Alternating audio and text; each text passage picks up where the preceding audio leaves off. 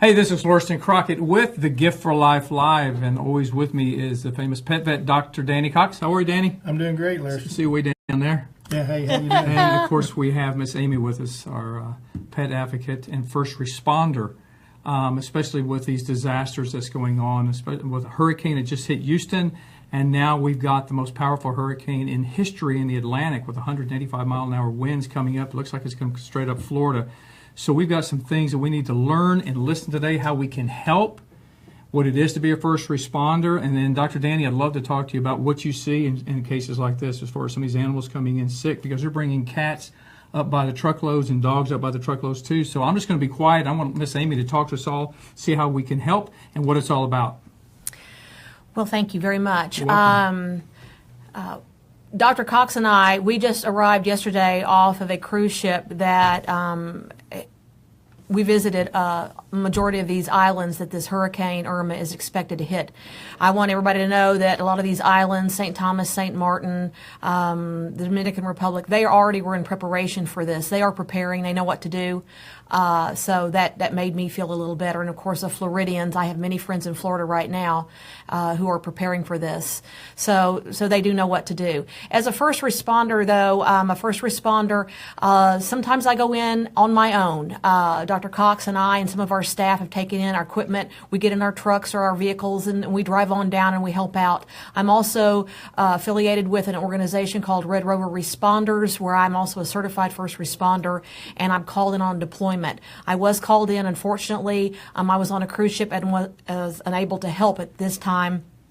But I just wanted to let you know that I understand the need, the desire, the calling to go when a tragedy like this happens, for you to go and help. And I want everybody to know that these communities are being helped, some more so than others. And so I encourage you to help, find a way to help, but it is probably best, especially not at this time, to get into your vehicle and drive down. I have knowledge. I have friends that are actually there, as they say, boots on the ground right now. Several of them, these are people I know very well, have been turned away. They've also reported to me that a lot of animal rescuers have been put in handcuffs and are being arrested, things like that. Again, the governmental authorities are trying to handle this as best as they can. They are doing a fabulous job. And when people like ourselves, if we were to go in on our own, the authorities don't know who we are, what we're doing. And so while that sounds harsh behavior, they have to do things like this. Well, they're extremely afraid of people looting down there, and there's actually signs up everywhere that if you loot, you'll get shot. Absolutely. So I want you to understand, I know how you feel wanting to help. While on this cruise ship for 10 days, I was in tears many, many times, knowing that I could not be there to help, that I felt that I should be there, and there was nothing I could do. I could not get off this ship. Yet it brought me a little bit of peace knowing that there were people from all over the United States, even people coming from Canada and Mexico to help. So that brought me a little bit of peace. And this is going to be an ongoing thing. This is not going to be over tomorrow or next week or next month or 6 months from now. This is going to be going on, so you can help. Find ways to help. Do not give your money to just anybody. Do some investigation. I know a majority of you are computer and Facebook savvy. After all, you are watching us tonight, and for that, we're very thankful. I want you to find an organization, do some investigation that, will give you some peace of mind on who you're giving money to. If it's a national organization like the Red Cross or the Humane Society or the SPCA, that's fine. Maybe find a local church or call a chamber of commerce in a town. Search out the smaller towns. Houston has got plenty of help. Corpus Christi has got plenty of help, but there are small towns like Rockport and smaller towns around those areas that are basically forgotten. 100, 200 people may live there. They're not getting the national or the world recognition that Houston is. Get on a map. Find out a city like that, a small little municipality, and contact them. Find a church and help the small people. They're not getting all of the time and supplies that a lot of the bigger cities are. What about the rescue animals that have come up to the Dallas-Fort Worth area? If they're not chipped, we may not be able to find their owners again. And of course, we put them on the web, but if we don't, then we're going to have to find homes. That's correct. A lot of these animals have been sent to the Houston SPCA, the San Antonio SPCA, Austin Pets Alive. Austin Pets Alive is one of the most well-known organizations, not only in the state of Texas, but in the United States. A lot of states, a lot of cities look to them, Austin Pets Alive, for the way they do things. So I'm thrilled that Austin Pets Alive out of the city of Austin is coming forward. Animals are arriving at the Dallas Animal Care Center here. They're going all over. Again, I have friends there, fellow animal rescuers, who are actively there right now participating, working on transport. Dr. Cox and I from the Pet Vet and the Shot Spot have put out to all organizations that we are offering health certificates and shots and any medical care to any animals that are brought to us. Thank you. Yes, animals cannot be transported legally across state lines in a transport situation without health certificates. So we're making that known to everybody to bring them to the clinic or let us know. And we will do everything we can to help get health certificates to the rescues who are driving down. I've gotten emails since the hurricane hit from people all over the United States, Vermont and the East Coast and Denver, places who are sending organizations down to bring animals. I got contacted today by a group from Arkansas, a couple of ladies who have a rescue with cats. They've already made one transport back up. They're bringing another one in, and they want to know if they can stop by the clinic and bring in cats to be examined and health certificates. So it is happening. I want everybody to understand you need to believe a lot of what you see.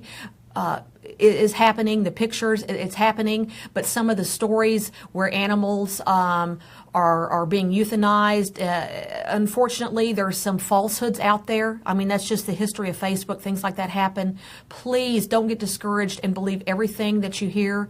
As far as I know, none of the shelters are harming any of the animals in lieu of, animals coming in. There have been stories where, and again, the only reason I'm mentioning this is these are stories that are making national news, that some of the shelters here are euthanizing some of their shelter animals as the new hurricane animals come in. From what I understand, that is false. I want everybody to understand that is false. So, I've done some investigation in it, and like I said, I know people that are there, and they are reporting back to me and other organizations that is false information. So for those of you who are getting upset and hearing these stories of things like that happening, as far as I understand, that is not the case. Well, good Yes. for that. For Dr. Danny, when an animal is brought into you, you have to do a health check and give a certification. Is that a certification that you actually have to give for them to cross state lines? Yes. What actually are you starting to see? Well, it's a health certificate. It's basically that the animals appears to be healthy. It's free of any parasites, internal and external. What we can see visually. We're not, if the pet's showing some signs of injury, we're going to do our best to try and evaluate if they've got any broken bones or cuts and abrasions. We'll do what we can to help them with those. But as far as the health certificate is concerned, it's just strictly the general health and welfare of that Well, animal. I'm sure a lot of these animals are traumatized too. I mean, they were brought Oh, out. absolutely. Their owners are gone, and Yeah. they've been brought out in situations they don't understand, and it just breaks my heart to see what's happening. But it also just lifts me up when I see everyone involved. And like you guys, I mean, you're ready to go. You got off that boat, and the first thing you went to do is you went straight to work. Yeah, that is the truth. We have to be prepared and be ready, stand ready all the time. There's been some things out on the veterinary world asking for assistance, some supplies and things like that. And Amy's making ready to get supplies to some of these veterinary hospitals down there as best they can. We've called on some distributors from that. We do a lot of work with distributors, and we're one of the a larger group that they're willing to help out. I'll just say that. We put a little pressure on them. Good, Right. fantastic. Oh yeah, a little loving pressure, huh? But it does happen, and they do it on their own. I'm not saying that we had a lot to. It just needs to get done. Well, at least I know you're behind them, and you're Right. helping direct. But Right. they're sending resources to go. crates, and they're sending Right. food, and they're sending pet food. They're sending crates down that to house these animals, and a lot of people are opening up facilities to set those up and acting as makeshift shelters.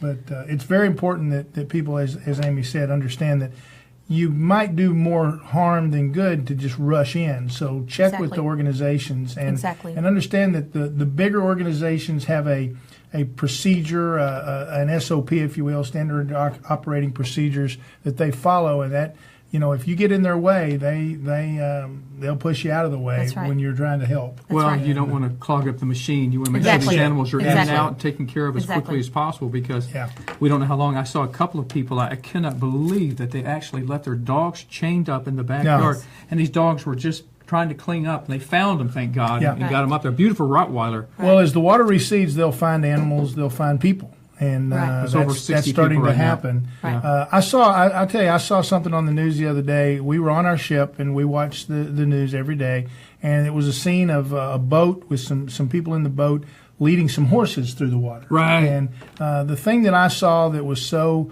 amazing was there were two horses. The one that they showed up close, you could see in her eyes how terrified she was. And they were doing their best. She was just, all she had was her face out of the water. Right. When the other horse got to the edge and got out, that horse was fine. Awesome. Yeah, and once they realized that they were going to be okay, they responded. But you could see the fear and the terror in her eyes. And I think you see that in the dogs, the cats, and all everybody that's, I will say this time, in this particular instance, I'm witnessing more compassion and care for the pets than I've seen on national news before. They're really making a big effort to save the animals. And I think they've saved, in Houston alone, in that area, there's over 2,000 Yes, close to it. cats and dogs have been reports. rescued. Right. So, what we see up here is we've had some folks call in, and of course a lot of them have come through Amy, that they've got animals they're bringing in, and then for one reason or another they may get to us, or they may get to other clinics before they get to us. And one of the things that we're doing is we're not hitting them up and saying, well, you have to pay for this. Right. I know you guys don't. We're trying to help. And I think if anybody runs into that snag, then go somewhere else. But if you can, Right. because I think there's so many compassion. I've said on this show before, there are compassionate veterinarians who'll do what they can, and that's the way you have to look at it. They'll do what they can, all they can, and if they can't afford to do it, then it's only fair to the veterinarians to say, okay, well, then we'll find someone who can help us. Well, thank God for you guys to be there also and doing what you do. We're doing the best we can. We do have limited resources at some point that can happen. And of course, now with what's happening in Florida, I have a lot of friends that have veterinary practices in Florida, and so we'll certainly be in contact with them. And it goes all the way up through the Carolinas. It's all possible that we could have a real devastating effect on the East Coast. Well, and let's the talk next few about that days. now, because, like I said, I was talking to my friends. I went to high school in Lauderdale, so I have a lot of friends still down there, and all the way to University of Florida. And so we know what's happened in Houston, Right. and we know what we're doing, or we're seeing what's happening, and we have everybody going. So for right now to start preparing for Irma in Florida, what do we do to prepare? Because, the Gift for Life show on Facebook goes all the way Right, across exactly. the nation. So what do we do? Well, there's certain things that you can do, especially, the obvious things to do in preparation, stock up on supplies and things like that. But especially with animals, if you don't have your cats and dogs microchipped, you need to go do that right now. You need to get their vet records, and you need to make photocopies of them. And then you also need to put your vet records in Ziploc bags and waterproof them. If they've got kennels, you need to prepare those with names, addresses. You need to somehow attach it with zip ties or tape to the kennels. It's best to put 2 collars on your animal, both collars with duplicate tags. You don't have to go have some fancy engraved tag. You could just take a little piece of metal or something with a black Sharpie and put a phone number. You also need to have another contact name, maybe somebody out of state, out of a city who won't be affected by the hurricane. And if you are separated from your animal, an authority figure is unable to find you, they are able to locate the person who is not there in that area. Maybe somebody here in Texas, or if you're in Florida, here in Texas, or in one of the Carolinas, or a family member, whomever, that they can contact and say, hey, we have this black cat here, and you are the contact name, what do we need to do? So there's ways to prepare. Get some dog food, get cat food, whatever you need, any of their medicines, anything just as you would for yourself, and get it all prepared as if you're going to be separated. You hope that doesn't happen, but it does happen. And also, there's one thing that I would like to say. When this hurricane hit, I posted this on a large group that I'm on called Hurricane Help. I do have some experience with this. Some people were not on this, and this is what I said because I've experienced this firsthand, and I'm just going to mention it now, again, for those of you who are worried. Everybody's collecting supplies, church groups, schools, neighborhoods. That's fabulous. That's wonderful. Please continue to solicit donations, but I want you to understand that national groups, PetSmart, Petco, Pedigree, Hills, many organizations are sending in huge transports, semi-trucks, 18-wheelers, whatever you'd like to call them, of supplies. 5 years ago, was in Moore, Oklahoma when the tornado hit. I was there 4 days later. I'm just telling you this story because this is what happens. Big 18-wheeler pulls in. It was me and a few ladies and one guy. The driver shows up. He says, "I'm here to unload." He couldn't unload. He wasn't legally allowed to unload. We didn't know how to unload the truck. He had a short amount of time to get the truck unloaded. Anyway, long story short, fortunately, the man there knew how to drive a forklift, was able to unload the truck physically so that the driver could leave. So many of those trucks arrived at this facility that it ended up causing problems because they had no facilities to store all of the amount of supplies that was arriving. And while it was wonderful the supplies arrived, it ended up causing problems. And this will happen time and time again. So I'm not discouraging you from taking donations, but before you find a way to send them here, especially with Florida coming in, perhaps keep them for maybe a month from now, a few weeks from now, while the supplies that are there get dispersed and put in proper facilities, and keep the supplies that you're soliciting, which is a great act of kindness. Continue to do so, but maybe hold on to your supplies to make sure they are needed. And if in the long run they are not, turn them into a local organization there, one of your local shelters, or an organization that can use them. Don't let them go to waste. I know the listeners out there will not let them go to waste, but please don't think that there are not supplies here or that there will not be supplies sent to Florida. So continue to solicit, but be wise with where you disperse them. Is all that I'm asking. Yeah, they said on the news today also that they're full of supplies, but if you still can, that they're looking for money donations right now to help with what they need with the power and electricity and getting the food and everything out there. So go ahead and give a call and ask what they need, and therefore you can help a lot easier than just going out and buying supplies and showing up, because they were having to sort this out yesterday. It was Memorial Day, and people were in the warehouses working hard. They were sweating. It was hot in there, and they were just getting all different supplies sorted out, knowing exactly where they're going to go and stuff like that. So we're going to be able to help better that way and work as a team to help these animals and also help these people get their lives back together. I forgot how many people we have up here from Houston right now that are in our own shelters. Oh, yeah. That's right. So, but Texas knows how to take care of its business, and that's kind of a cool thing. Yeah, don't mess with Texas. That's right.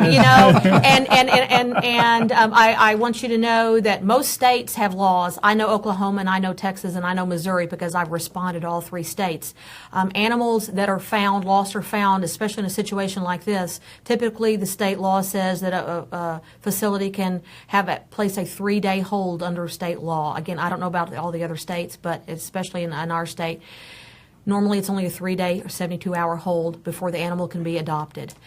When a situation like this happens, it becomes 30 days. So if animals are lost or found and are brought into a shelter, I want y'all to understand that these animals will be kept for at least 30 days to allow owners to come in and try to find their animals. So I don't want anybody to think that, these animals are going to be kept for 30 days and then they're going to be adopted by somebody else, out in California. The owners will be allowed time, 30 days. How would you search for one? If I lost a pet, how do I know what shelter? Is there a picture? You have to go from shelter to shelter. Are they putting pictures up? Typically, yes, there are pictures. Look under the websites. If I can, I will try to find out.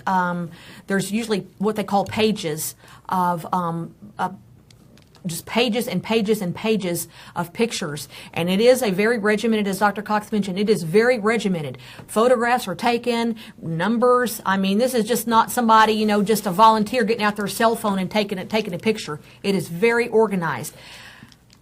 With this being such a huge area, I am sure that there's just going to be so many shelters and so many organizations, and these animals are going just to be everywhere. If you've lost an animal, please don't give up hope. But I have a feeling it's going to be a long process. And, so many animals were lost and not treated fairly when Katrina happened, 12 years ago. So we've learned. We've learned a lot. In fact, laws were passed where animals were given actual rights in a situation like this. And so things have changed due to what happened with Katrina. But it's going to be a long process, and there are so many people that are coming in from so many states, and animals are being taken. And when I say taken, they are being rescued and fostered. They are not being taken to be adopted. They are being taken to be kept until the process goes through the way it's supposed to. And I'd like to reemphasize what Amy said about all you folks down in Florida and along the Carolinas. And of course, it could come around the other side and come into the southern part of the United States, up the west side of the Florida coast. Get the pets that you can microchipped. It's very important that they have an identification that's implanted that can't wash off, can't get torn off, that's easy to find. And there's a lot of groups. I mean, every veterinary hospital will do it for you. Vaccine clinic programs that are out there will do it. I know that Vetco, who works through Petco, does vaccine clinics all over the United States. I believe in every state, and they've got microchips that they'll put in for you. We do it at our clinics here in McKinney and Frisco, Texas. Every veterinary hospital will do that for you. Get it done. Get it done. Especially those of you who have an opportunity now, looking towards what's going to happen over the weekend. And I just have one other thing I want to say real quickly. Having just gotten off a ship with several thousand people and visiting several islands, while Dr. Cox and I wore nothing that really signified Texas being from Texas, apparently I've been told I have an accent. I don't really hear it, but people. No, everyone else has accents, Yeah. not us. Well, people people There's just never a guesswork when they say where you from. people just assumed I was from Texas, and I just want everybody to know that regardless of where we were, people were saying prayers. People were just full of hope for everybody in Texas and Louisiana, which was also affected. And now I know the same is going to happen to people in Florida. And for those of you who have a faith, even for those who don't have a faith, please pray. Do whatever it is. If you pray to God, if you whatever it is that you do, my belief is that prayers are answered. And I believe it. and I just have a feeling that this Hurricane Irma is while it's there, I am praying that it is not going to be as devastating as what's being reported. And I'm going to pray, and I'm going to pray. And if we all do this together, perhaps, just perhaps, our prayers will be answered. In is my Jesus' belief. name, I pray that Absolutely. That's what will be. We've given you a lot of information. If you have any questions, please reach out to us at info@thegiftforlife.com, or you can always find Dr. Danny Cox right on thegiftforlife.com. You can find the Pet Vet or the Shot Spot. Danny, what's the best way for everyone to reach out for you and Miss Amy, so if they have any other questions, they can go directly to you? Well, I guess you can get on our website, or not our website, but info@theshotspot.org or info@thepetvet.com, and leave a message on there, and we'll get back to you. We answer those every day. Our phone numbers, we have a 1-844 Pet Shot number that's a nationwide. What is that number again? It's 844 Pet Shot, 738-7468. 844-738-7468, and that's answered at the Shot Spot in McKinney. And we're donation drop-off point for some organizations both there and in Frisco. And they drop off everything from pet supplies to human supplies to baby diapers.